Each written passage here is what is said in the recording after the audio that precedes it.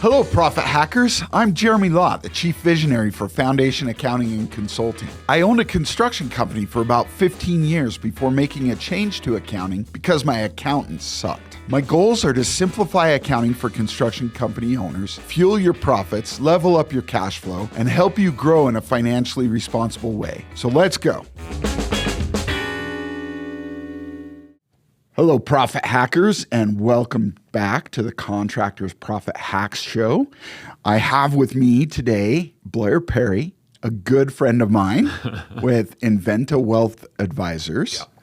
And Blair is one of the people that I definitely would refer people to take care of their financial investments and growth and protection, all the above. There you go. So this happens to be really good timing today because this last weekend was the Holy War. Yes, it was. And I just wanted to give you an open mic minute to rant.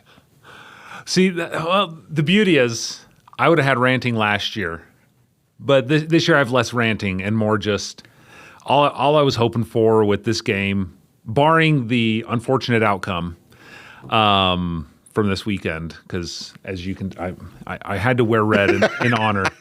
I'm a little bit in mourning, but I told my family. So my wife is a BYU fan, and yeah. all of my in-laws. If Utah doesn't come out on top, at the very least, if we can have a good game that isn't seemingly determined by controversial calls, no calls, questionable timing, and that's what we got. Yeah. So I was at the game. I was surrounded. Awesome. I was in a sea of blue. Wearing your red? I was wearing my red, of course. Nice. And so there was no animosity. The gentle back and forth ribbing, which was to be expected. Yeah. But no, it was a good game, and I told my brother-in-law who got me the tickets. I said, congrats, you guys definitely, you guys won that one, and you deserve to win that one. I said you deserve the W. It was because Utah didn't earn the W, and so BYU played much more consistently. Yeah, there were.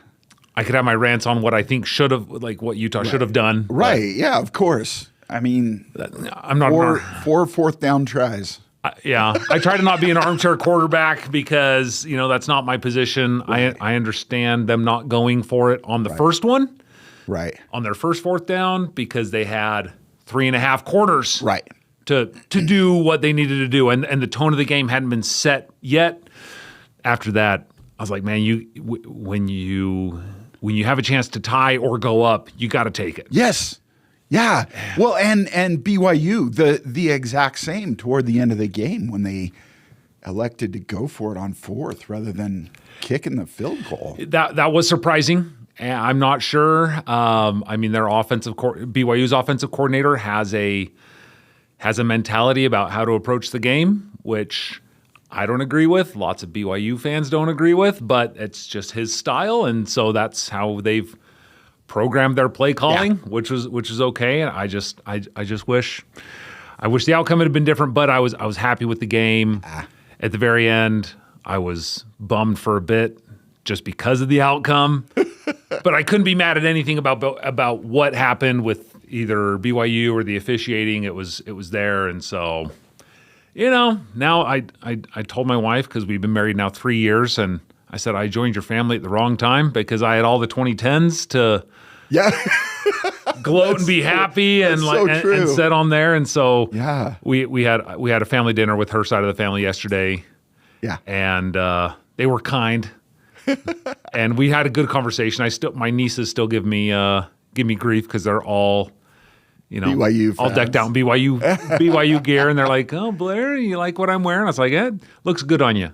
So I'll take it. I was like, "But just remember, when the tides turn, I have a long memory." Yeah, exactly. So people that are kind, I can be kind. Anybody that wants to do the little poking and ribbing, then there will be a little poking and ribbing back. When it happens, which 100%. Is inevitable. So it's okay. Yeah. No, this has always been such a fun rivalry. And there are a lot of people that get very emotional about it. Yep. But it's always been very fun. Yeah. We can, during the third quarter, by the third to fourth quarter, Yeah. I was, just feeling the game just wasn't hitting a stride for Utah. And I told my wife it really depends on what offense decides to show up. And I felt really good about the defense that we had show up. Yeah. But the offense just couldn't get into a rhythm. And so I was checking Facebook while BYU was doing their third quarter break. I was seeing all sorts of excuses and people on Utah fan channels on Facebook. Just noticing a lot of people are fans of the team. I think this goes both ways, Utah and BYU. Yeah. No offense. But a lot are fans of the team, but they don't totally understand the sport. Right. So they will root for BYU. They will root for Utah regardless of what's going on. They think the call is the worst call in the history of the world when it goes against the team that they're rooting for. Right. Not fully understanding, okay, this is how plays are called. This is how penalties are called. This is why penalties are called. This is why things aren't called. And, I realized that when I got onto Facebook, which I should have known anyway. But like, you guys can't say that BYU is looking gassed. You can't say that it's because of NIL money, because Utah has pretty much just access to just about as much NIL money, and we're not the SEC, so we don't have $60 million. Neither team has $60 million to be building a team like that. Right. We're working from roughly the same pool size. I think I'm not an NIL expert, but yeah. So yeah, I love being an armchair quarterback. Yeah. So what would you have done differently? Well, other than the fourth down. It's actually more an observation for Utah than BYU. Yeah. Because the run defense for Utah was spot on the first half. Yeah. They killed it. The second half, BYU started getting some runs up the middle. Yeah. And started having some success. And that usually points to a conditioning problem. Yeah. And so I guess that was my only takeaway observation there. I mean, like you said, there's crazy calls. But yeah, both teams played great. Yeah. I saw. And it was entertaining, like you said. Yeah. It kept you on. I knew the outcome of the game once BYU went up by 10. Yeah. I knew the outcome of the game. And my wife was like, well, no, they could do this and they could, Utah could intercept the ball. I was like, there's no universe that exists where BYU is going to be throwing the ball at all for the rest of the game. Right. So interceptions are out. Yeah. So maybe a fumble, but the fact that they know that they're running, the running back knows, I'm not going for yardage, I'm going for time consumption. Like, we're just going to go run the clock out, make them use their timeouts. Yeah. That's it. Like, they're keeping it on the ground. Yeah. And job 1, snap the ball. Job 2, don't drop the ball. That's it. That's all they care about at this point. If they don't score again, they're going to be okay. So I knew it. But my wife, being on competing teams, we made an agreement at dinner before the game that no matter what direction the game had to go or what direction the game went, we had to agree if we were going to leave the game early. So 3.5, 4 minutes to go in the game, BYU goes up by 10, and I looked at her and said, my vote's to go. And she's like, okay, but we didn't go. Oh, you stayed. So we stayed until the end. We stayed until the end. Yeah. And which was fine. And like I said, it was. I realized BYU was executing when they needed to, and to the run part. I noticed there weren't a lot of mid-distance runs. It was either offense was either getting shut down or they were breaking it for 7 to 15 yards. Yeah. And there was very few 3, 4 piddly 5-yard runs. It seemed like those were fewer and further between than it was either they were getting stopped at the line or they were breaking it for a bit and then getting caught. Yeah. Which was okay. I mean, and she was trying to help me keep faith. Not, it's like, well, Utah's looking like they're hitting a rhythm. I was like, no, they're not hitting a rhythm. They're getting one or two plays per drive. You need more than one or two. You need a lot more consistency to build on the road in a rivalry game. The visiting team, they need a lot more consistent execution. They don't need big breakout. Big breakout plays are nice, of course, but for their team, you got to get into a rhythm, yeah. And that rhythm has to be more than a play or two every drive. Unless that player, their plays weren't their one or two plays per drive weren't breaking into touchdowns. So, but that you just need more consistent execution. I thought BYU had the edge on more consistent execution. They were getting their bear, their quarterback on his draws and his keeps, and Martin for running. BYU could work on some of their passing game because they. Yes. I think I'm as a non-fan. I think I'm excited to see what Bachmeier does as he grows into his position and gets a lot more comfortable and realizes he, number one, doesn't need to run if you can pass and if you can work on some of that timing and some of that decision making. But number two, he's going to start taking some damage if he's not careful. Yes. Running 20 times a game as a quarterback, yes, he's built not as a traditional quarterback, which will help him, but he's going to get hammered if he takes 4 years of collegiate level running as a quarterback. Right. It's just he needs to keep his hips, knees, shoulders not sore. Yeah. And running isn't really conducive to that. You got to be able to play with a little bit of pain, but when you need to be able to chuck the ball, you need your shoulders and your back and you need everything kind of working without twinges. So we'll see. But I've been fairly up to this point. I've been fairly impressed with the fact that he's a true freshman stepping into that role and competing on a decent level. So and I think a good passing game as a true freshman starting quarterback is probably a little bit of a pipe dream. Yeah. If you can build it, then that's great. Right. As long as if you can get the fundamentals there. But I don't know if anybody be expecting him on that level. But it's definitely something he's going to have to be working on year over year because, which is great. I mean, if you have the threat of run rather than the presence of run, the threat of that run ability is what makes quarterbacks nowadays hugely dangerous. Makes that offense really dangerous because they always have to keep a spy. And they can't put them into coverage. They have to keep them there in case that quarterback takes off because you don't want to give them a free 15 yards. Right. So it'll be good to have if they can start threatening the pass a little bit more.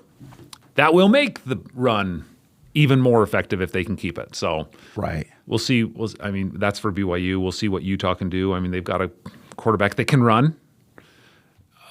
He has the ability to throw the ball. Bray? Bray is one of your tailbacks, right? Oh my gosh, I'm terrible with positions and name with people bouncing around. Even though it's been a whole season, but I forget. So he scored one of your touchdowns.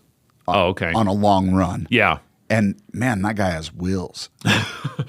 And I kept saying, right up until he scored, I kept saying, man, they got to contain that guy because if he gets in the open, he's gone. There was one. I think whether it was him, I was up in the nosebleeds. I got stuck in the cheap seats because I was wearing red, and so whatever. It's fine. They couldn't have me associating with the fancy BYU crowd. Right. I was in the crowd of the people who were just happy to be there. And it was fine. So watching one of Utah's going for it on fourth down. I think it was their last one of the game that they went on fourth down and they missed, but they had an end around. And he was going, and right after he got the ball, I thought, okay, he's got it. And then whatever BYU defender got him, he closed the distance really quickly. I was like, man, that guy's okay. He's got some speed, and he closed his gap and sealed him off and got him, half yard before he got it. But right at the very beginning, I was like, oh, he's got it. And then it just closed down. I was like, we needed a less fast BYU defender on the edge there for that play.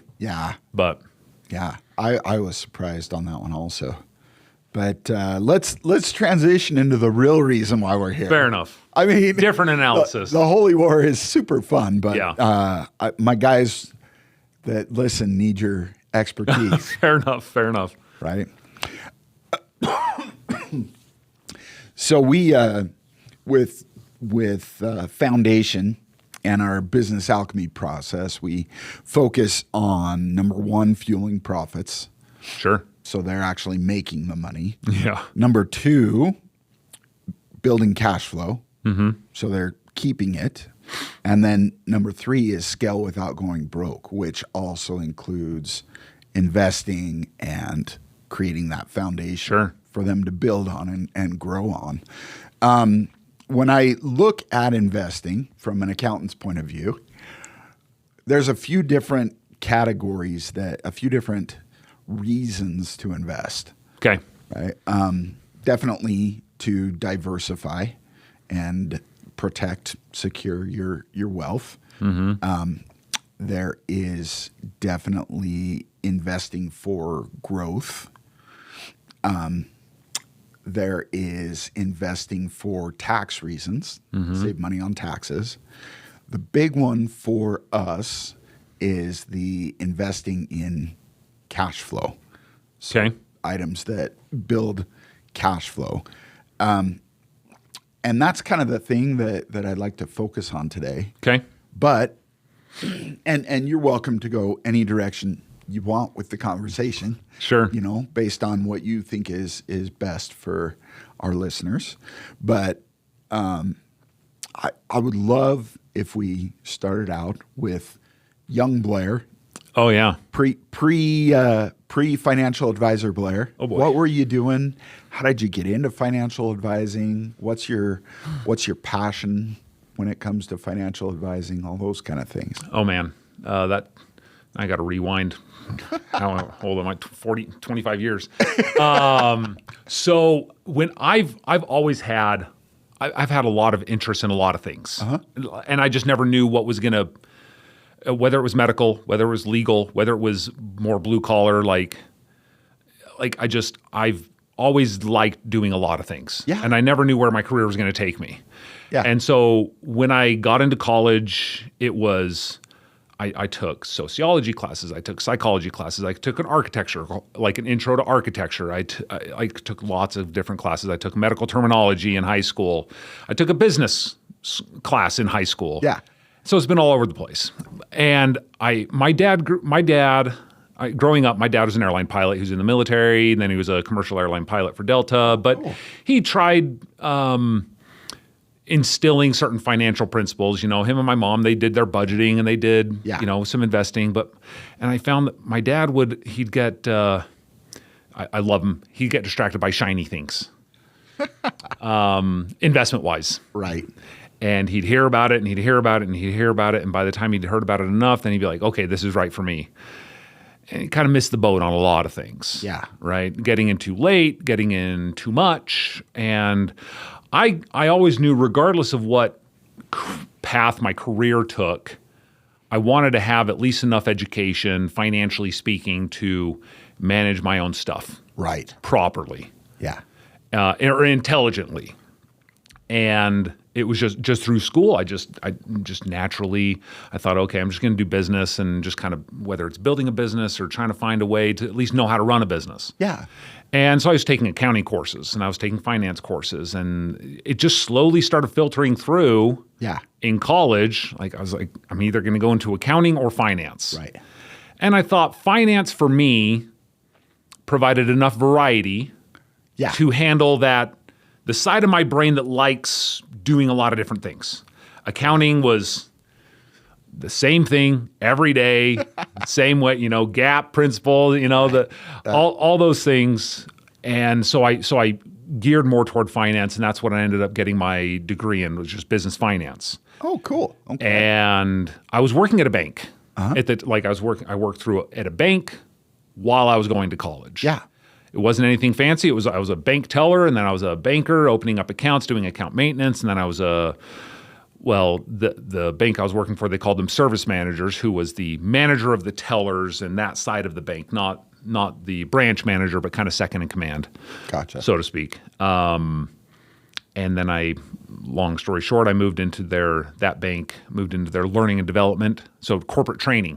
So training employees on the systems, processes, procedures, like how to do what you need to do in your job. Okay. I was on a little special project team, but regardless, and I finished up my degree while I was still working for the bank, and so I started looking for finance jobs. I was looking inside that bank for finance jobs. Yeah. Wasn't really finding anything, and I found a lot of gaps in my personality, my approach in taking care of people Right. that the bank wasn't doing, couldn't do. Whether they wouldn't or couldn't, I don't know. Can't really say. But in my job search, my parents, they said, well, why don't you go talk to our financial advisor, like the guy who handles our retirement accounts, and just see what his job is like. Yeah. So I went and sat down with him and talked with him, and he'd been a former executive for like JCPenney or some department. I think it was JCPenney, but it was a department store. Huh. He'd been an executive, and then he had retired early or taken an early retirement. They were doing some things, and so he opted to retire early at 50, 55, somewhere around there. And that's when he started his financial advising career. And so started getting into more finance. And the things that he talked to me about that job and that career path kind of really spoke to me. Got it. Just from, he said, his words were, I run a legal, ethical, and profitable business. And the home office, the higher ups, they never bother me about, am I selling enough of this product? Or am I doing enough of this type of information? Right. Am I getting enough of this type of client? He's like, I work with the people that I want to work with, and I do it in a way that helps them, and it's working out for them. It's working out for me. I've got my income, and I'm running it, and it's great. And so that was about all she wrote. I mean, then I just decided to focus instead of on building a business that was outside of the finance world and just understanding the finance. And it was like, okay, how do I dive into the more personal side of the financial planning, taking somebody's personal net worth statement, a business cash flow statement, and just like how do we work with people who are building their personal wealth or as a small business owner or different things like that. So I got my securities licenses. This is back in 13 and a half, almost 14 years ago now. Oh, wow. So 2012 is when I got my securities licenses.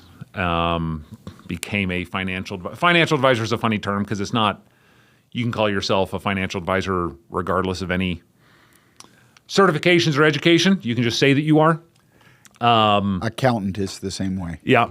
So accountant, it's like, oh, I'm a bookkeeper. I've heard several, and it's like, I mean, I helped my dad with his books. He ran a small business for a little bit doing some like a granite fabrication installation and some house flipping. Yeah. So I did very, very basic bookkeeping. Like I segregated his receipts into projects to make sure that the projects were tracking their expenses, not just what's the whole business doing? And you got 5 projects going, and how much money we're spending. It's like, well, let's look at how much you're spending on each job to know what you're ahead or behind on. Ah.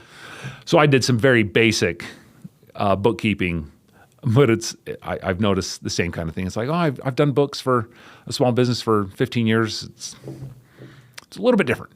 Yeah, it can be, and so I'm semi-sensitive to, so I can relate to that. But anyway, so that's where it was, and so I've just spent the last 13, 14 years just helping people, just trying to just start where they're at. I mean, I get asked a lot, like, who are you working with? And frankly, I'll talk to anybody.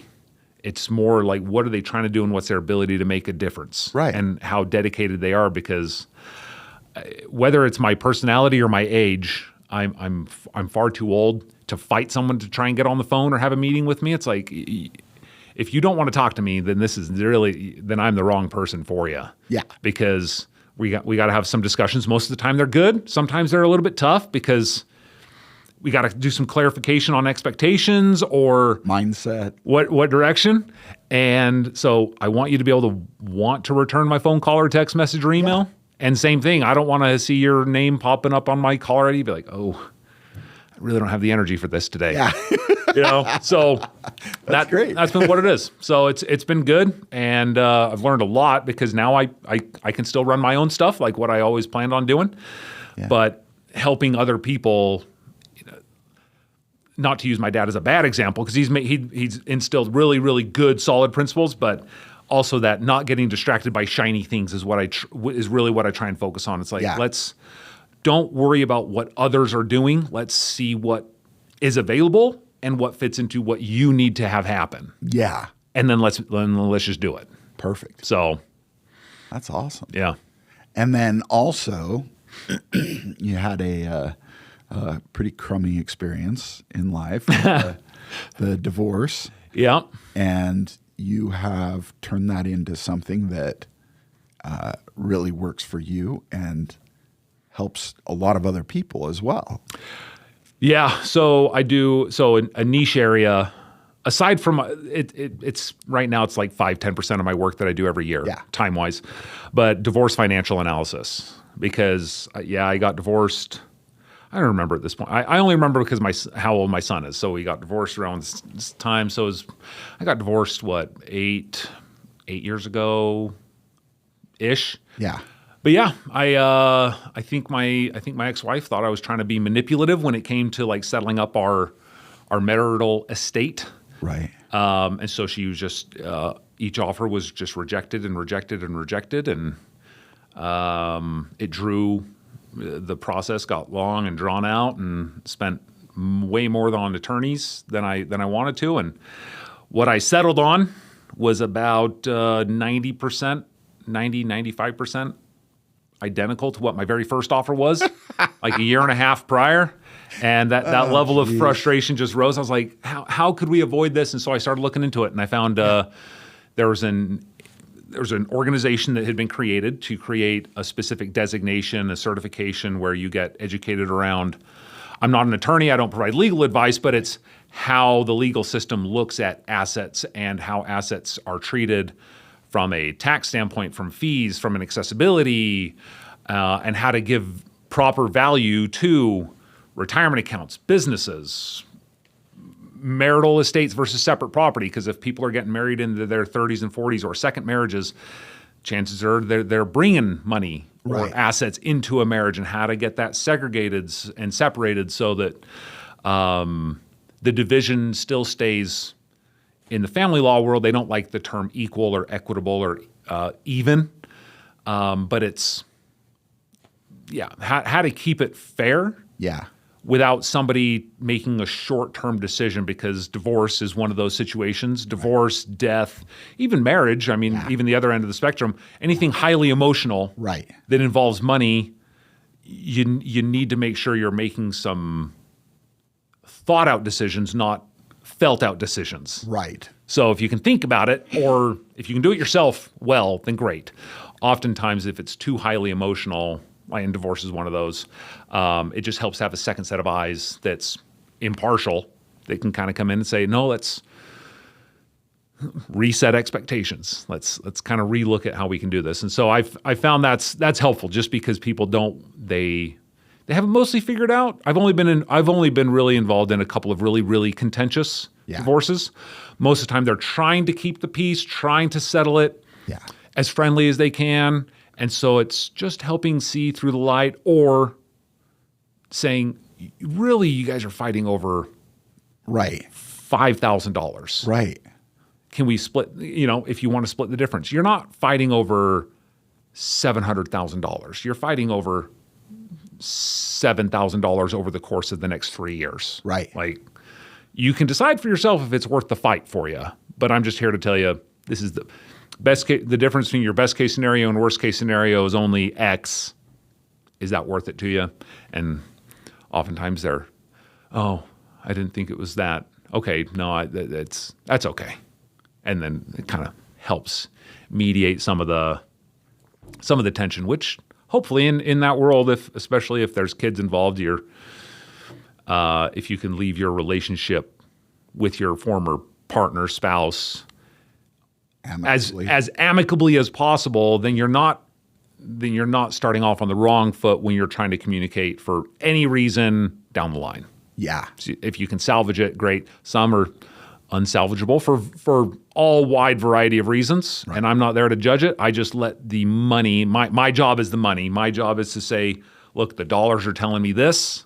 Yeah. This is how we can look at it. And if people are cooperating, kind of like with any personal financial plan that's in the traditional sense, a divorce one, you can make it whatever you want. You just have to work within the parameters of what you have. And until in divorce, unless you're really contentious and you want to leave it in the hands of the judge, you can make it look however you want as long as you both agree. Yeah. So if I can kind of mediate that and bring that together, then hopefully good things happen. So yeah, it was a skill born out of necessity on the divorce side. I saw the gap and I was like, okay, there's got to be a way that people can get through this without having to dump $30,000 into attorney's fees and court dates, because courts are it's a hurry up and wait process. Yeah, is what I found. Yeah. So got it. Okay. So there's a lot of people out there that need financial advisors. Yeah. Who are the people that come to you, and why? What brings them to you? So, oh man, that is a great question. A lot of times the people one demographic that I work with really well is I've lovingly labeled it the Henry. Yes. The high earner, not rich yet. Yeah. HENRY. And it's someone who's making a good living, but whether they're just not being diligent, they're not tracking, they're not doing something, and they're thinking, I'm making good money. I'm making 100, I'm making 150. I'm making in the six figures. I've got my spending, I've got my income where I want it, but I'm not making any progress. So what can I do, and what needs to change? Got it. That's a big demographic, which, it's because one of the principles my dad taught me was that the first principle of economics, he always told me, was spending rises to meet income. Yes. And if you've got it, you're going to spend it. Yeah. And if you're intentional about it, you intentionally spend that money towards your savings, towards your investing, towards your goals, but it's spent, just not spent at Megaplex or Olive Garden. It's just spent for you and for your and for your future. Yeah, and that's actually called Parkinson's law. Oh, is it? And it is the whole foundational principle for the profit first method. Okay, is exactly that. Very nice. So your father was wise beyond his years. So it's based in reality. Good. I thought he was making up stuff. No. It makes sense. And so those Henrys, Mr. Henry, Mrs. Henry, or the Henry couple, that's what the Henry is. It's someone who has the ability to make a difference, like in their life. They have the resources. It's just they need to be more intentional about it. And so they come to me. We talk about where they are, talk about where they want to be. And then we just start, it's kind of like reverse engineering the problem. Yeah. It's like, hey, you want to be here. Let's just rewind it. What are the things that we need to get into place? Yeah. And what are the resources that we have? Because there's a lot of people focus on investing because they're like, oh, I can do this stock, I can do this investment, I can do this, and I'll get this return. It's like, well, you don't have control over the return. There's very few things you have control over. And so my job is to help people focus on the controllables. If we focus on the controllable things, usually the results take care of themselves because we're smart, we're intelligent, we are intentional about what we're doing, and so we're making as good as we can, the best moves at the best times, but not being reactive. It's a much more proactive activity without being time consuming, because there's nothing magic. You may have heard me say this in some of our meetings that we've gone to, like nothing that I do is magical. There's nothing magical about putting together a plan, investing, and doing. You can do it. You can DIY that all day long. It's just if you don't have the time, effort, or disposition to do it and to put the proper amount of time into it, then just hire somebody out. Like, if that's why people bring you up. It's like, there's no offense, there's nothing magical about quality bookkeeping and analyzing cash flows and trying to optimize things. Yeah. But a lot of business owners won't have the time on top of running their business to optimize that area of their life. Right. So it's like, hey, bring in somebody else that can offload that onto my plate so I can actually enjoy something in my life and not have this constant thing hanging over my head. And those are the people that I work with really, really well. It's not because they're unintelligent. It's not because they can't. Right. It's like nobody teaches you these principles. It's not taught, so it's like, okay, I could educate myself, and everybody should. All my meetings turn into a little bit of education, and I think, okay, let's get you more on board. If you understand what you're doing, or at least some of the principles behind it, you've got more buy-in. The stick-to-itiveness is increased. Yeah, because it's sometimes with with your financial goals, it's hard to stay motivated all the time, especially if you don't see the kind of progress you're hoping for. You have this little lag time, things get a little flat, business disruptions, whatever may happen, and you start to question the decisions you made.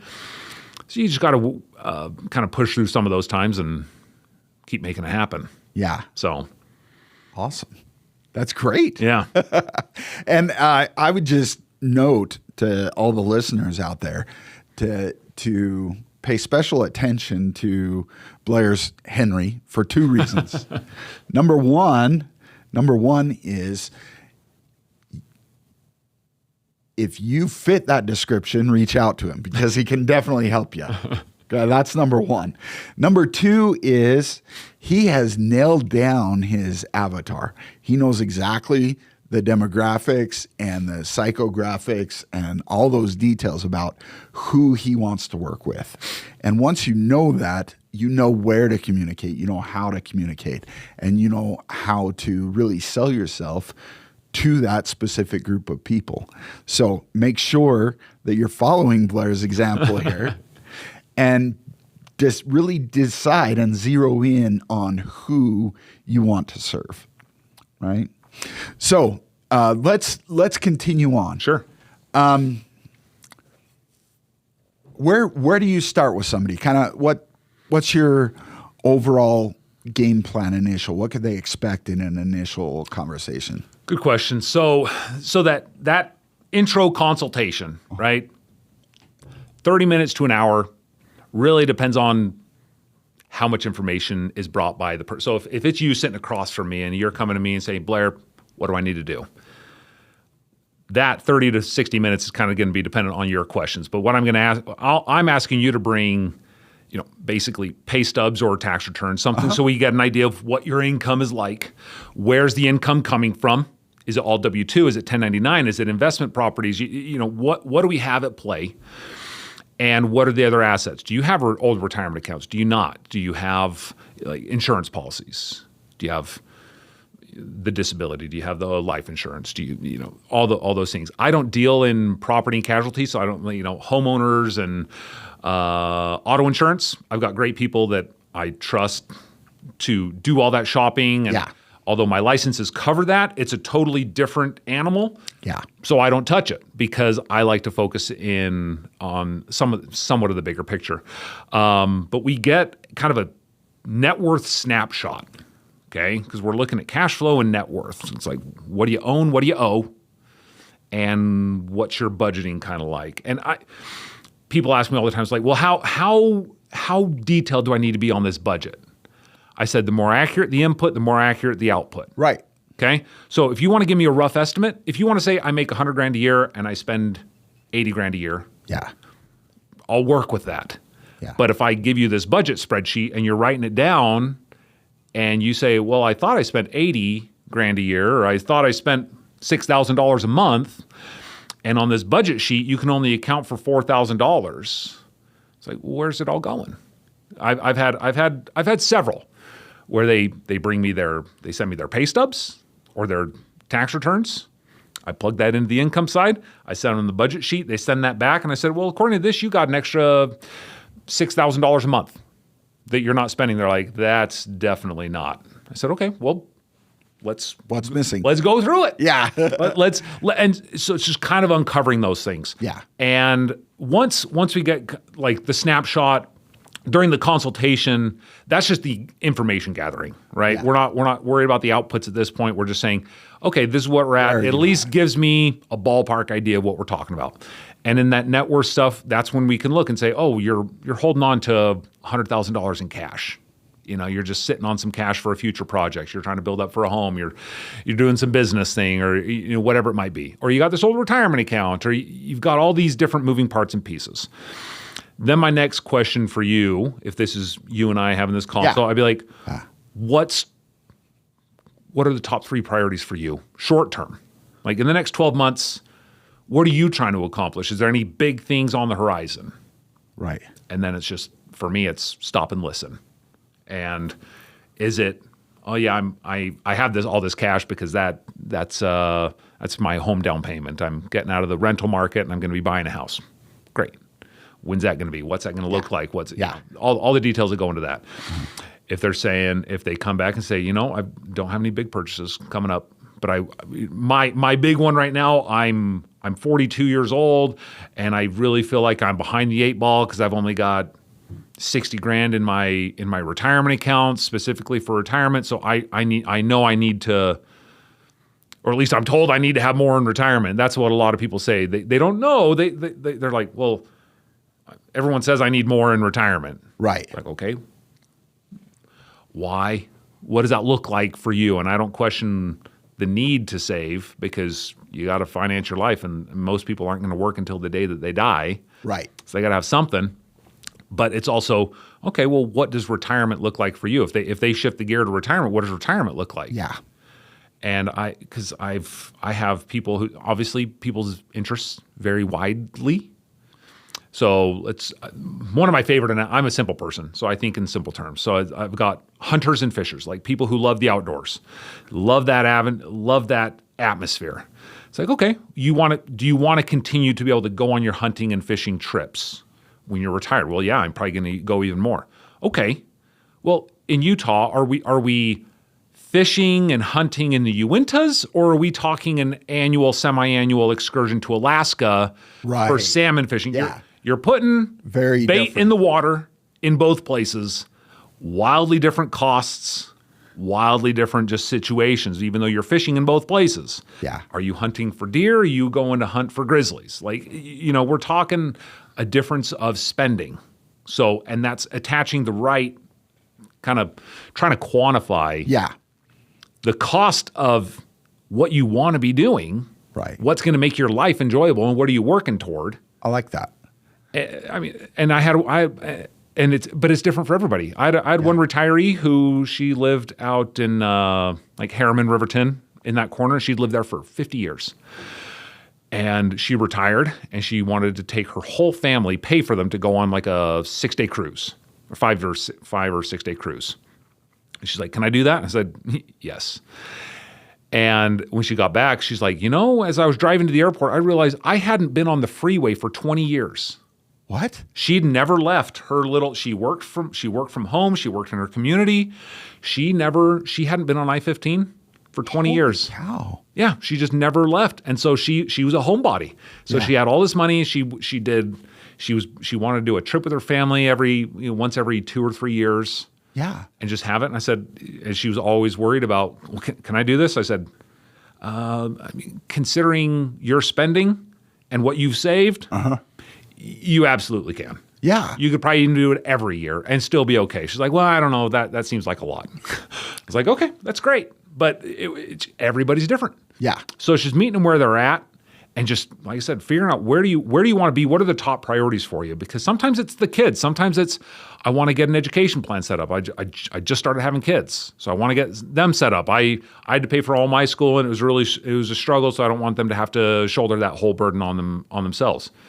And other parents are the opposite. They're like, I had to pay for myself. My kids are paying for themselves. Like, they can get scholarships or they can pay for it themselves. Everybody's mentality is different. So my financial judgment is left at the door because it's just what are we trying to do with businesses? It's are we in expansion mode, or are we in just like, are you happy with the level of business and we're just going to maintain? Because if you're 60 and you don't want to be pedal to the metal trying to grow, and you're just happy maintaining, Yeah. How can we maximize what you've got flowing in versus like hoarding to build toward expansion, build toward massive amounts of growth. Right. And, are we trying to position this business for a future exit strategy to make it as valuable as possible before you put it up on the market, sell it to somebody else? Yeah. It's just, that's going back to what led me from finance to accounting. That's the variety that I found in finance that I didn't think I was going to be able to find in accounting as much. Was every conversation starts with similar principles and an approach, but it goes down so many different avenues just based on what is top priority for them. And when we are strategizing, kind of putting that success formula together. I recently was turned on to this idea of a formula rather than a plan, because a formula feels like something you're always kind of making tweaks on and just like small quantity adjustments rather than like you plan and you execute the plan and you just go forward and it's just kind of like put your head down and just move. Right. With a formula, it's a thought out strategy to try and create something. Right. And so when we're putting that together, it's like right now the priority is this. But based on life circumstances, sometimes those take 90-degree turns. Sometimes it's 180. Yep. And so if you don't have some flexibility built into that, that could cause a lot of stress, anxiety, uncertainty, which once again, highly emotional. And then you stop making as good a financial decision potentially. So, right. Yeah. The end target is much more important than the path you take to get there. Yeah. I mean, the path looks different for everybody. I mean, that's, for sure. Well, and like you said, you may have an idea of how you're going to get there, and then life happens and you have to adjust. Yeah. The thing I love about my job, one of them, is I get stories all the time. Like the client interactions just lead to stories and it leads to things just getting cemented in my head. Yeah. One person, he retired early from the police department in another state, moved to Utah to be closer to his aging parents. Yeah. Okay. Got a job just enough he had a very simple lifestyle, which is fine. Got a job just driving a school bus. So he worked 9 months out of the year during school. Yeah. Maybe picked up a few things during the summer if somebody, paid the school district to have access to their school, their buses or whatever. Yeah. But it was a very low income. But his whole retirement, he wanted to retire, but he didn't have much set for retirement. His whole retirement plan was waiting for his inheritance. So he's just waiting. His father passed away, and then he's waiting a couple more years, and then his mother passed away. And so he's thinking, okay, now I can retire. But then the inheritance got disputed with his sibling, and it was stuck in the courts for 3.5 years. Probate, yeah. And so he was paying for attorneys, and he had all these extra expenses, and he was wanting to retire, and he couldn't do this, and he couldn't do that. And it's like, but that's what he did. And so I had to work with him as much as I possibly could to just weather the storm or make adjustments. And that was his plan. It's not one of the plans I recommend. Right. I'm a big fan of the controllables. If I can control it, and if I'm not waiting on a person or a government to provide me something, if I can have more of my hands on something, that's my approach, and that's where I feel passionate. Not to get off track, but like when people talk about Social Security, especially when they're younger, still below 50, 30 to 50, and they're like, I don't even know if Social Security is going to be there. I was like, well, then let's not calculate it. Yeah. Like in my plan for myself, in my strategy, in my formula, Social Security is ice cream money. Like if it's there, great, I get an extra treat. If it's not there, it doesn't affect my lifestyle. It doesn't affect my ability to live. It doesn't affect my relationship with my wife, with my kids, my ability to, my plans for travel. It's pure extra. But that's how I've built mine. Some can, some can't, some don't want to, but it's everybody's personal preference. Yeah. So I like that. Yeah. I like that a lot. So the controllables. Yeah. I think that's a good transition into investing for cash flow purposes. Okay. And controlling what you want your money to do for you. Yeah. Right. Obviously, the retirement, the protection, all those things are very, very important. Mm-hmm. And we could have several other episodes talking about just those things. But when it comes to cash savings or cash flow, Sure. investments, I feel like it is not talked about and not pushed quite as much as, the retirement and the tax savings and all those kind of Sure. strategies. I am by no means an expert on investments for cash flow. It's more just what I've kind of heard through the grapevine. Sure. And obviously I've been in the finance industry for 15 years, so I've definitely heard some stuff. But when it comes to dividend paying stocks or REITs or bonds or ETFs, Yeah. what is available out there, Yeah. and what are some kind of positives and negatives? Oh man. There's a lot out there. I mean, that's the thing that I guess, as you well know, I mean, your approach is like improving cash flow and these things, understanding that money is a finite resource. Right. You only have so much of it. So where is it going to go and where's it going to do the most good? Because once it's spent, if I take the $20 out of my pocket and go to Cafe Rio after we're done, right, that $15, $20 cannot go toward anything else. It is now gone and it's up to them to use it. Right. And same thing with business. Once they have it flowing in, it's like, how are you doing this? Are you paying your vendors? Are you paying yourself? Or, what are you doing? Yeah. Are you buying more equipment? Right. And so working with something like a cash flow, it's like, do we have money going? Do we have money flowing in? So some of the investments, the pros and cons, to answer your question in a roundabout way, as my dad, long answer to your short question. Yeah. What becomes available is really what you're trying to get out of it. So as you mentioned, like you can do bonds, you can do individual bonds. Yeah. That for a lot of people, those aren't as attractive. Mm-hmm. Just because you're buying one single instrument, you've got things like liquidity potential risks, like the ability to get your money back out. Yeah. You potentially have a call risk or interest rate risks. If interest rates go up or down, your payment is fixed.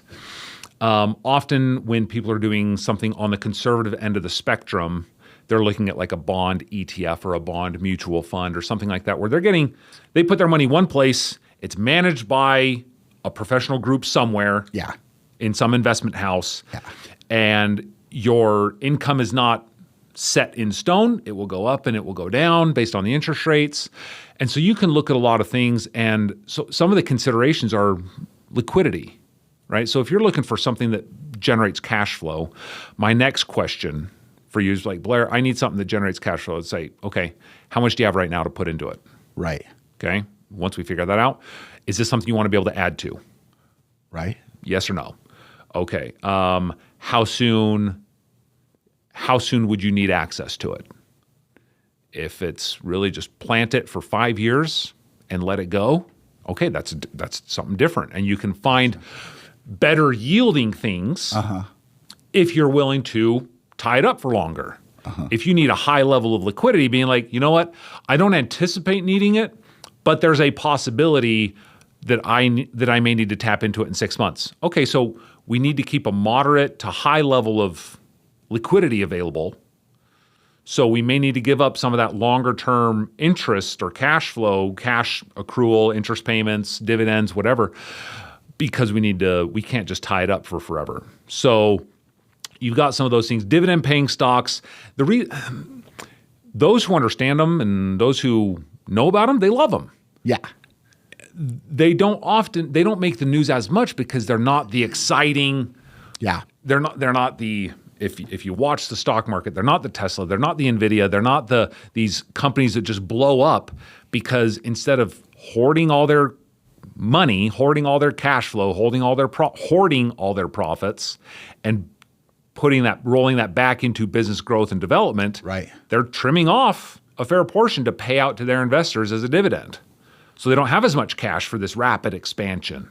So it's a little less sexy. It's a little less exciting to have a dividend payer.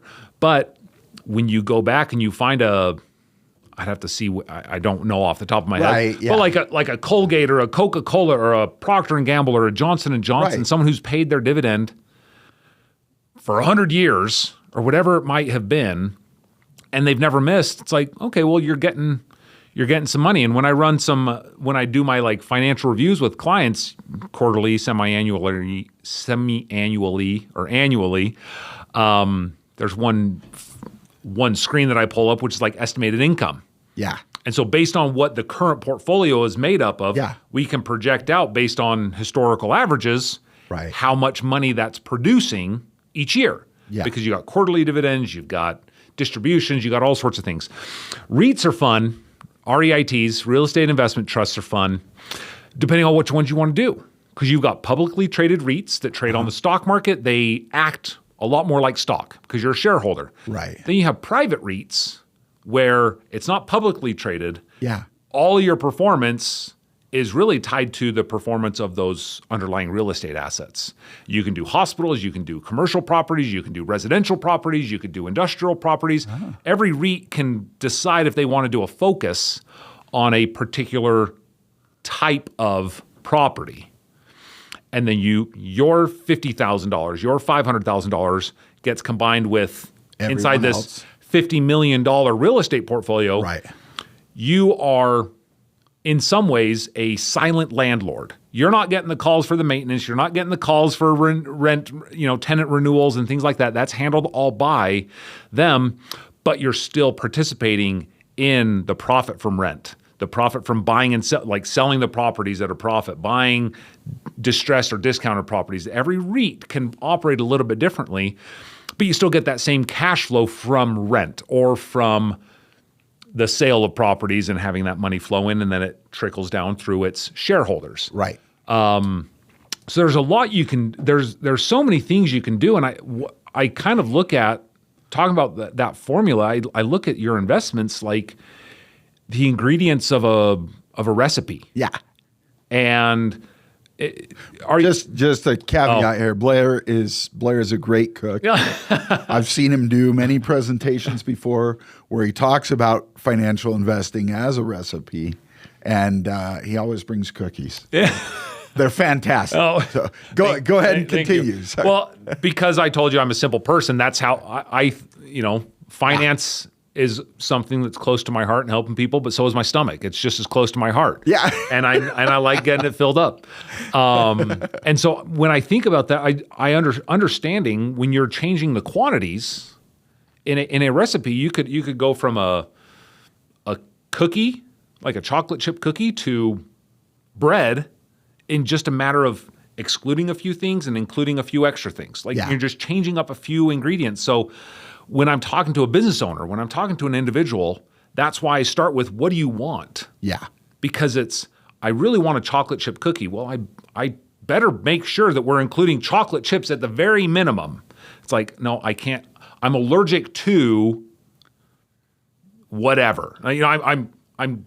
I have celiacs. I can't process gluten. It's like, well, we better exclude anything from that. It's the same with investments. I cannot handle volatility. I cannot handle risk.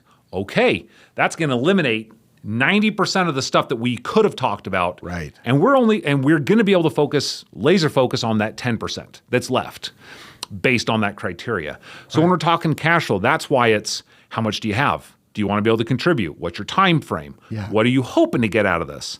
And some of that resetting expectations, I think rewinding. Sometimes I forget how much time passes, like how quickly it passes, but I rewind 6-7 years. Savings account interest rates were just non-existent. I mean, a tenth of a percent, 0.2%, 0.5 if you're lucky. You're getting a 2.5-year CD at 1.25%, whatever it might be. This is not a quote. I don't remember the exact rates, what they were going for. But if I'm remembering roughly, and then all of a sudden, interest rates went way up. Everybody attaches it to their mortgage because they're like, oh, well, mortgage rates are back at 7% or 8% or, whatever it might be. I look at the savings rates, and in my world, it's called the risk-free rate. It's what rate of return can you get without putting your principal at risk? So government securities and things like that. And that went from less than 0.5% to 4.5% and 5%. Oh. So now the savers could be rewarded for having money that they could save because you can all of a sudden find a good high-yielding money market account that's filled with U.S. Treasuries and government securities and things that are stable. Their value doesn't go anywhere because it's backed by the full faith of the U.S. government and all those things, and you're still getting 3.5%, 4.5%, depending on where the rates are going. But that's in comparison, that's not bad because that's half of what people like to see. If they're like, hey, if I can get 7-8%, well, half of that you can get halfway there without taking any risk. Right. So if you want to still get that 8, what other things do we need to incorporate to get there? Yeah. But just kind of, if you can do it going back to the intentional effort with just a little bit of time put in, you can get your money out of just doing nothing to at least keeping up with inflation, at least being able to keep up with the cost of goods, cost of living to some degree. Now we can't, we take out the outliers that, the inflation, some of the inflationary expenses that are going up 15% a year on average or something like that.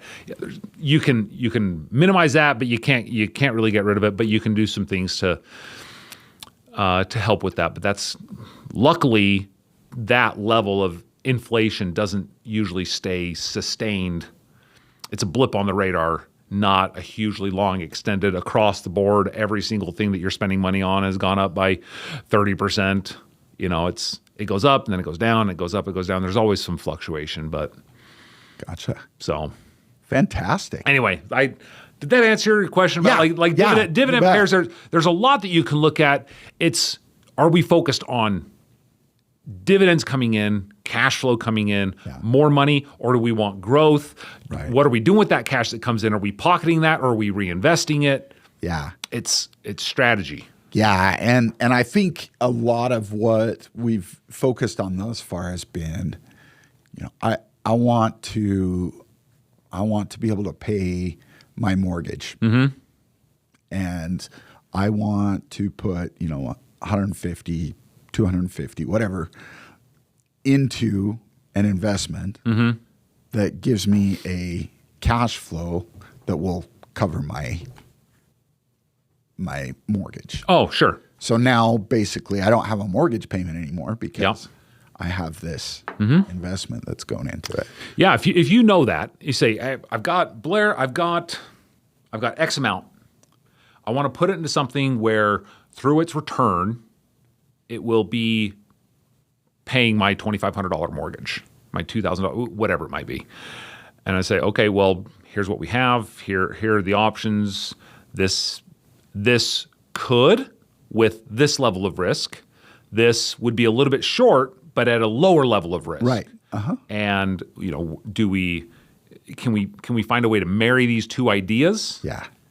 Can we combine these ingredients into something that is still going to give you the product that you want in the end, in a way that makes sense? If you have a $12,000 a month mortgage and you have a $200,000 investment account, I'm not going to be able to find anything that's going to be able to pay that mortgage for you. I'll just tell you that right now.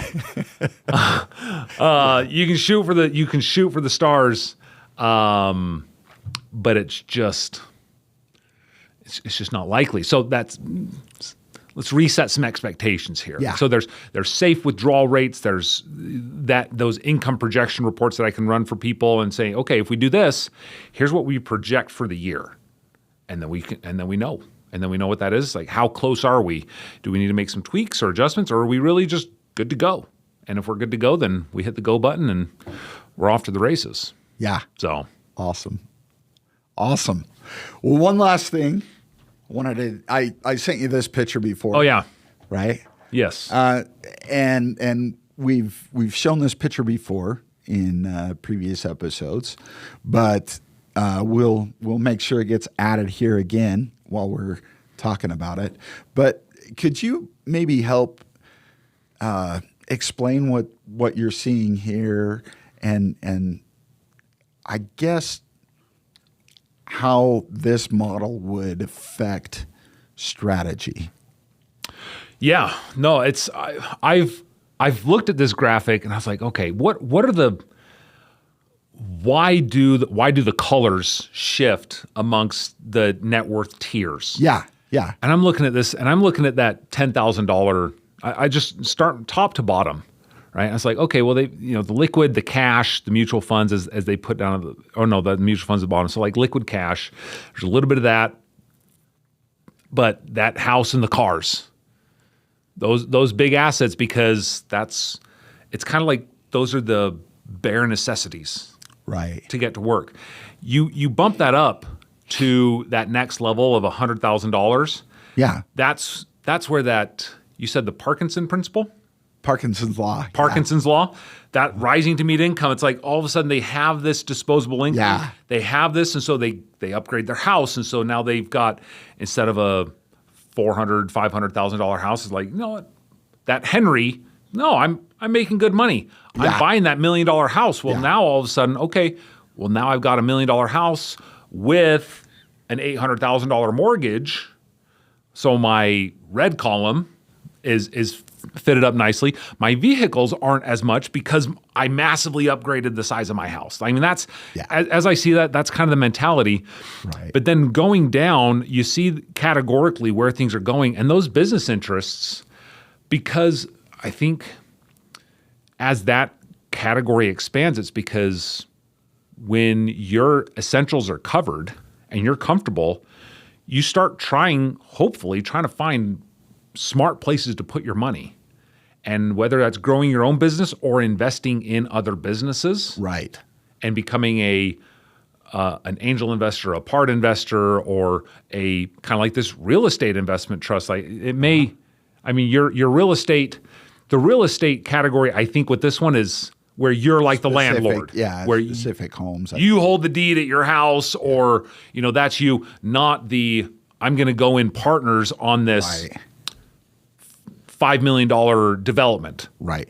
And, there's risks and there's things that are associated with that. But if you can do it, and then that's how and why these people do that. And so they're expanding instead of just diversifying amongst mutual funds, buying a stock fund, a bond fund, doing some cash, having a retirement account, doing that level of diversification, they're expanding into, you know what, I'm gonna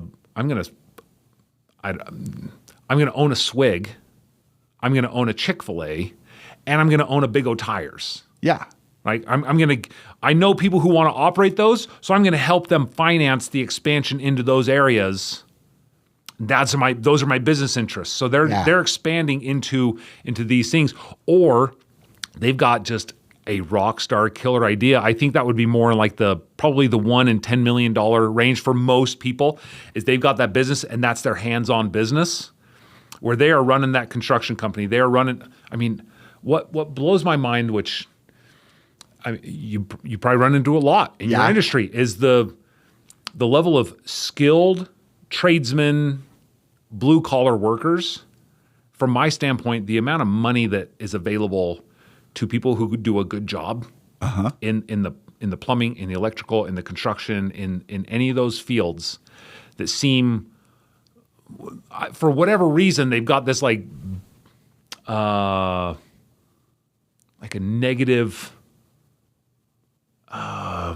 I don't know what the right word is that I'm looking for. It's like a negative connotation around like, you're A distrust almost. a distrust, or just like it's not a flashy job, right? Oh, I see. It's like oh, what, you gonna go be a master electrician? It's like, yeah, because I can work all through my education. Are you kidding me? I'm gonna end up a master electrician and not have $250,000 in student loans, and I'm gonna be making pretty good money the entire time, and then I can start my own business and just expand that beyond, and then become Mr. Electric of the Wasatch Front. Are you joking? Like, it's awesome. And those who can see that in that $1 million to $10 million net worth range, they're building it themselves, or they're just kind of churning it and creating using some of your systems as well. Yeah. Like, let's identify this. How can we grow? How can we scale? How can we get to this point where their life isn't consumed by those business interests that are making up their net worth, but they just dial in their operations? And that's where accounting comes into place. Like, let's just dial it in so that things semi-run on autopilot. Yes. And we already know, execution-wise, once this comes in, this is the order of. I love order of operations conversations, because that's it's the Lots, a plethora of posts on social media, right? yeah. I'm telling, like, there's not a lot that I would classify as like classically nerdy about me. I know you and I have talked, and we, there's like Lord of the Rings, there's like Magic the Gathering, and there's cosplay, and there's Comic-Con, and there's the things that I guess maybe you would consider the classic Nerdy stuff. nerddom. Yeah. I don't participate in a lot of that, but I'm telling you, with the money stuff and like order of operations and that scientific and that thought process, that's where I get the nerdiest. Because I love it, because it makes sense when you can identify the right things and do them in a way that makes sense. Yeah. Then for me, it's like I'm a little bit of an overthinker at times. Okay. So if I don't have to overthink every single time money comes in, if I don't have to overthink every single time a new client comes in, because I already know within a framework what's going to be happening in that conversation. We're going to do some fact finding. We're going to do this. We're going to do this. Just like with you, it's like I've got a business owner that comes in. They're going to show me their books, and I'm going to start here. Yeah. And these are the recommendations, because this is the time-tested, proven. This is what works, and this is what their industry supports, or whatever they may need. And I look at this and I think, okay, you can build up your mutual funds, you can build up your stocks. The stock one, I mean, kind of going back to this, I'm just kind of bouncing all over the place. I think your stock. The stock section, that grows because hopefully as you're investing more, it's just another level of diversification. Fixed income investments, that one's that little stripey. Little sliver. That one, to its credit, stays small, because to me, your fixed income until you reach a certain age is kind of like the spare tire in your car. Like, fixed income is that cash, it's that cash reserves, that's more of the cash flow, because it's fixed income. Yeah. Cash, it's that cash flow. So that to me is that spare tire in some ways to emergencies. It's like you have a flat tire, you pop on the spare, you get to the tire store, and you get a replacement. You don't need 5 spare tires. You're just going to weigh down your car and take up all your car space. Having too much fixed income, if your goal is not aligned with needing a high level of consistent money flowing in from your investments, it's people get scared of the market, so they go to something that's conservative. But then there's a whole, not debate, but there's a whole dichotomy between taking risk and being risky. In my world, seems like semantics. Right. I'll explain. So taking risk is when you are looking at your situation, you're analyzing your options, you're doing your research, and you're making a decision. You understand the factors that are contributing into why I'm choosing something, or you're at least doing the work to trust the person, me, who's helping you make that decision, knowing that they're coming from a place of the fiduciary place of like, hey, no, I know they're going to be looking out for me. I know they're going to be doing what's right. I'm not worried about their motivations. Right. The being risky part is just throwing your money at whatever comes across. It's the shiny. It's that shiny object where you're like, oh, that sounds good. I'll throw some money at that. I'll throw some money at this without fully understanding, does it fit and how does it fit into my situation? So that's where I kind of draw that line in any of these between taking risk. Taking risk is a calculated, understood, well thought out plan. Yeah. But you're taking the level of risk that's appropriate for you, because what I find is appropriate and what I'm okay with, you may not. And even what I'm comfortable with may be way less than, my client tomorrow that I have to meet with, and they're going to come out with something that's, I'd be like, okay, that is a risk. That is a shot in the dark. Like we're going to be taking a gamble on this one, somewhat. If they're talking to me about a hypothetical, Yeah. they're like, okay, if you're comfortable, here's the risks. Yep, I know. Great. And if you're still comfortable with that, then good. Let's go. Let's do it. And they're like, oh, I didn't know about that. I didn't think about that part of it. Okay, well, let's. How much consideration do we need to give it? Right. So I mean, this chart is great. The thing that is interesting is how much in that retirement goes down after that $10 million mark. Yeah. But I think a lot of that is because of retirement account limits, like contribution limits. Oh, okay. So when you're blowing up your net worth and you're going from $1 million to $10 million to $100 million to $1 billion, the government doesn't let you put money into retirement accounts specifically beyond a certain level. Yeah. So if you're only able to contribute $50,000 a year into your retirement account, but your net worth is growing by $500,000 a year. So so that one, as I looked at, I was like, that's probably not a lack of focus. That one is they can't put their money in retirement accounts, so they're expanding their business interests, and their business interests are going to be either sellable or income producers in retirement, which is their retirement plan, but just not in like a 401k. Yeah. So as I look at that, that's kind of how I see it. I do like seeing that cars are not a huge part of most people's net worth because most people aren't car collectors. Most people are not Jay Leno's, Right. that have millions and millions of dollars in classic cars. Mm-hmm. But that's the run of the mill here. So to me, this makes sense in all the people I've talked to, because I've talked to people who have that net worth under 100,000, right. And I've talked to people who have a $10+ million net worth. And when I'm looking at it, I mean, this fits what I'm seeing in real life, but it also makes sense when I'm having conversations with people as they're growing their net worth. They get to a certain point, they just have to start looking for other avenues because they've exhausted things up to a certain point. Yeah. So they're just trying to stay efficient. So on this then, is there a strategy for moving down the table there? Oh, man. Yes. So when it comes to, when we're talking like investments, there's investments and investment accounts. Okay. So your 401k, your IRA, your Roth IRA, your whatever, these are investment accounts. Right. I think of it nothing more complex than this table.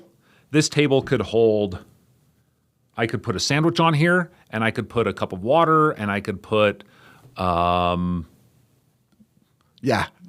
I want. Yeah. This is a holding vehicle. Right. So those accounts just hold things. They can hold cash, they can hold stocks, they can hold mutual funds, they can hold ETFs, they can hold the REITs, they can hold those.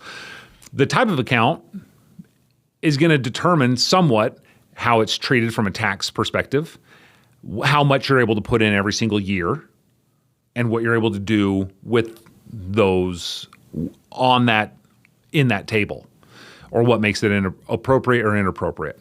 I give you that, like, that's the backstory. So I give you that because looking at this chart, when you're going down, I look at that that area of, it is the retirement accounts and the stock accounts.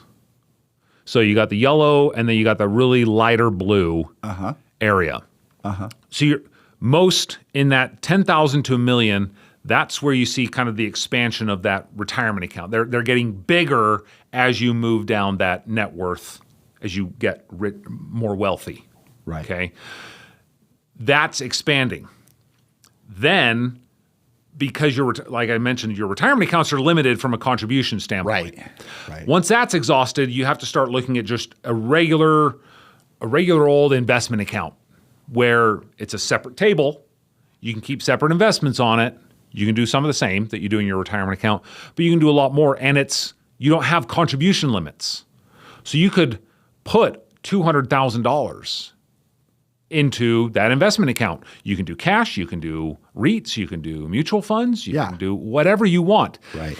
Once you grow that and you see that around the 10 to 100 million, that stock is growing because all of that has now the whole compound interest, which is fascinating, which is awesome. Yes. But all of that money, that's where I said those people are starting to look at other avenues, and that's where the real estate becomes a bigger piece, the business interest, depending on how you want to tackle that, what's in my world known as more of an alternative style of investment. Yeah. Businesses, investing in your own business or someone else's business, privately, not like a publicly traded corporation, not a stock, or buying and selling real estate, doing something in the real estate world would be more alternative, mostly just because most people aren't getting into it until they get a higher tier of net worth. Right. They can expand it. And how are you, I guess, what's your overall approach in your end game? Some people want to get into real estate as soon as they possibly can, so they're doing it when their net worth is still $100,000, $200,000, and they're buying a lot of real estate. They're carrying a lot of debt, depending on how they're doing it. Not to say everybody does, but some people, if they do it the wrong way, then that's what leads to 2008, where they, if they've got 50 rentals, they've got enough cash flow, but if all of those rentals become vacant one time and they don't have enough money in reserve to float that for 3 months of rough times, then it's foreclosure city. Yeah. So, I mean, in answer to your question, I wish there was a set formula to be able to move through it. But what I found in my experience is it goes back to the intentional effort. I gave a presentation. You talked about some of the presentations I've given. I gave one last week, and I was trying to tell people, when it comes to crafting your roadmap to financial success, if I were to estimate it, if you can dedicate an hour a month or 12 hours a year, because that's reviewing your budget, that's just monitoring a little bit of cash flow, or meeting with the person who is doing that, checking your net worth, just doing these things, just a little bit of check-in. Yeah. Once your initial plan is set up, once you've got your strategy, once you've got that formula and you're working it, then those periodic check-ins are not super time-consuming, but those who do it the most consistently, those are the ones that are really moving that dial. Awesome. And because they're just, it goes back to the principle.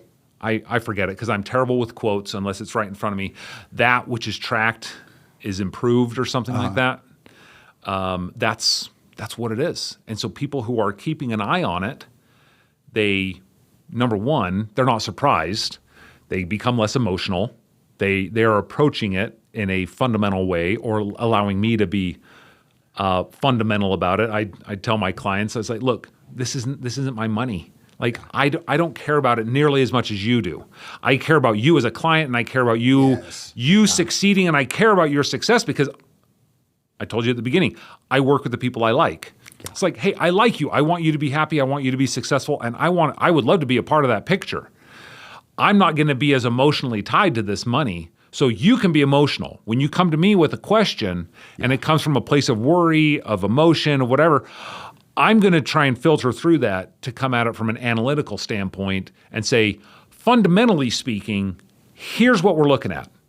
And if we can find that marriage between your need, your emotional need to do something, Right.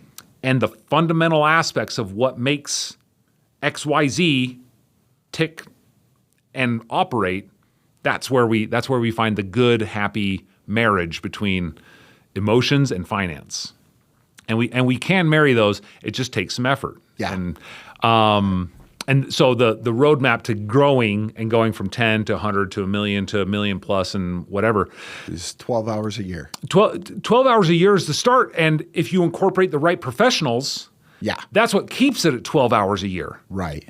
Because then you're not doing the bigger that net worth gets, the more that time is going to be. No, now it's 2 hours a month. Oh no, now it's 2 hours a week. Now it's 2 hours a day. Right. If you're not in corporate, if you want to DIY, if you're kind of a control freak and you won't allow anybody else to bring in, you just think that you can do it better or more efficiently than anybody else. Yeah. I'm not gonna step in front of you. I'm not gonna stop you. If that's what your mentality is, then you won't see the value in working with me. And your time is, in your mind, better spent doing that. And I make no judgments, but that's part of it.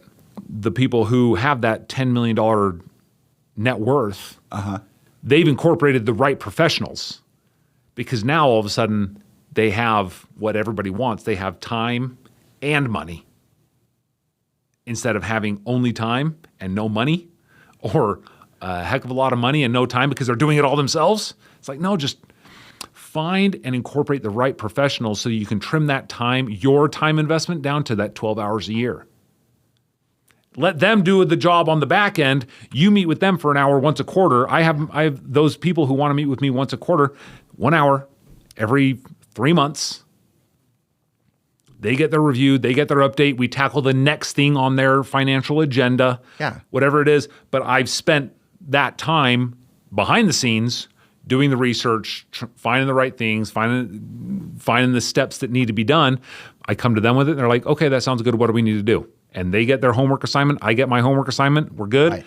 And then we're just moving forward. And it doesn't become cumbersome for them. Right.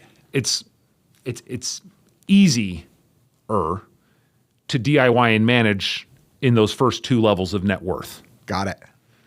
But Awesome. once it expands, selfishly but realistically, it makes sense to start incorporating some professionals, because you are massively going to free up some time, and you focus on what you're good at. Focus on what got you from $100,000 to $1 million net worth. Right. Was it your business? Was it your passion? Was it something? It wasn't because you can sit, unless you're a computer programmer, it wasn't because you can sit at a computer and just look at things. It was, no, I'm going to do this because this is where I make my money. Yeah. And this is what makes me happy. Right. Going to offload that and get back some of my life and enjoy the things that I am building. Yeah. So Awesome. Well, this has been fantastic. hey, appreciate it, Jeremy. And people would be crazy to not want to work with you. Thanks. And so if, when they listen to this, they want to come work with you, what's the best way to get in touch with you? So Inventa Wealth Advisors.com. Inventa as in invent. Thomas Edison type stuff. Inventa Wealth Advisors. You can find the website. You can find me on Facebook. Reach out to Jeremy. He's got my contact info. Those are the best ones. You can request a consultation straight through the website, and you can put in just some basic name, contact info, and then anything you need me to know beforehand. That will trigger a notification on my end. We'll send you out a scheduling link and kind of like a checklist of things to bring, information to bring, or paperwork to bring to that first meeting, and then rewind to the beginning of this conversation where it's like, let's just start the conversation somewhere. That initial consultation, there's no charge. We're just chatting because I need to know if I would work well with you and if I can help you, and you've got to know if you're going to work well with me. Let's call it a professional first date. Right. Nobody's under any obligation to get married. We're just meeting. We're just going to see if we're going to be friends in the long term, and that's great. If it doesn't work out, no hard feelings. at least you have some good information to go Yeah. off of, and you can move forward with the next step of your own personal stuff and saying, oh, okay, I liked what this was, or this was missing, and this is a big deal for me. This is important to me. Yeah. So that's what it is. My email, Blair at inventawealth.com. There's that. Okay. I mean, my phone number, but who wants to rattle off a phone number? So awesome. Well, thank you very much, You Blair. betcha. It's been awesome and some great information. I appreciate it, Jeremy. And we will talk to you guys next episode. Okay. Thank you. Yep. Thanks for listening. If you found this episode helpful, please like and subscribe for weekly episodes to help you fuel your profit, level up your cash flow, and finance your growth. Until next time, go enjoy some green M&Ms and protect that cash.